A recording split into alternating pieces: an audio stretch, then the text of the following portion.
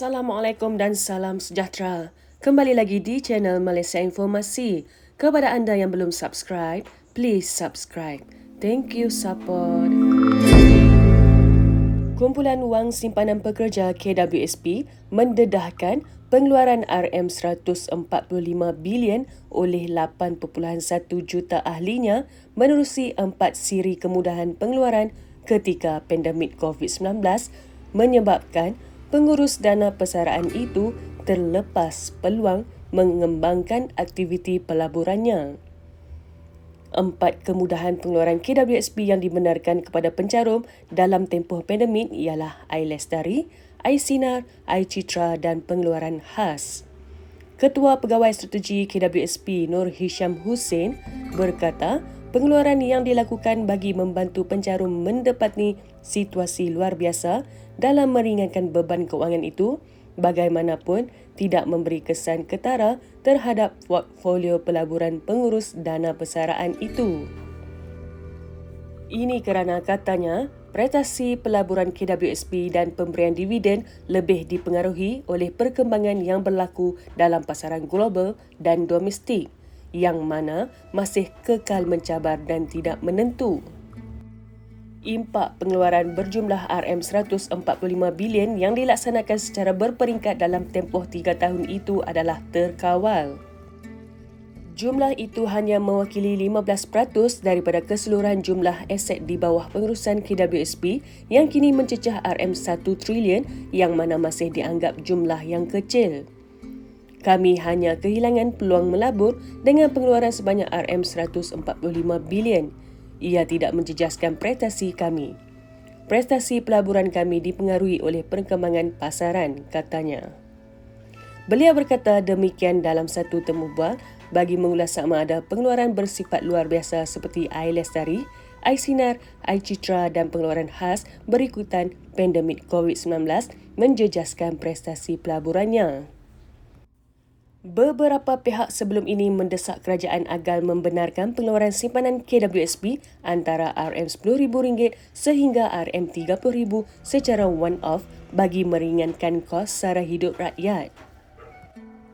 Bagaimanapun, minggu lalu Perdana Menteri Datuk Seri Anwar Ibrahim berkata kerajaan perlu mempertimbangkan nasib dan masa depan pencarum sebelum membenarkan pengeluaran sekali lagi simpanan daripada KWSP. Menurut Perdana Menteri, adalah lebih baik kerajaan mencari jalan dan kaedah lain yang lebih berkesan dalam membantu rakyat yang terjejas akibat kehilangan pekerjaan sebelum ini. Jelasnya, pemeriksaan yang dilakukan mendapati simpanan golongan terjejas dalam KWSP adalah terlalu rendah dan ia boleh menyebabkan lebih banyak masalah kepada mereka selepas ini.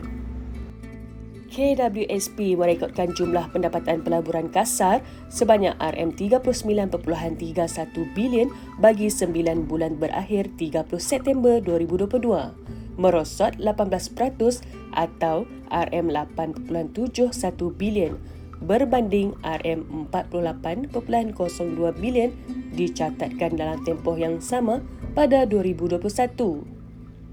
Jumlah pendapatan pelaburan kasar bagi suku ketiga berakhir 30 September 2022 adalah berjumlah RM12.32 bilion, merosot kepada RM1.65 bilion atau 12% berbanding RM13.97 bilion dalam tempoh yang sama pada 2021. Namun begitu, ia mewakili peningkatan 11% berbanding suku kedua 2022.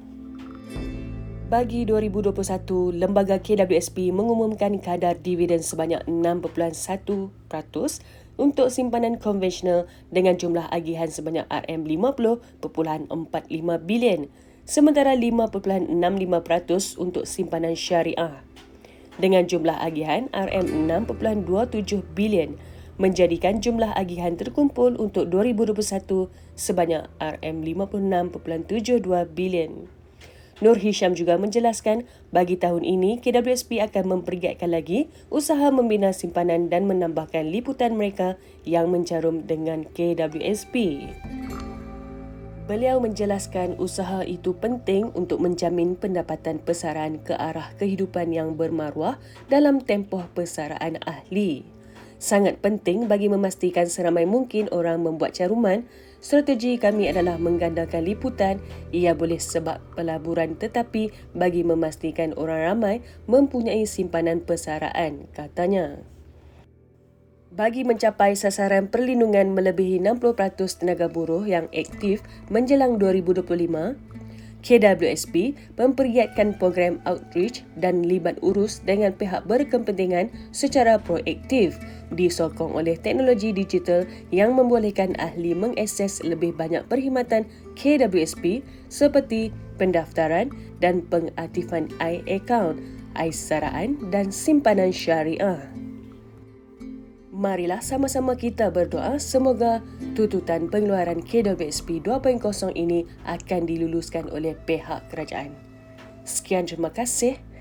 Assalamualaikum.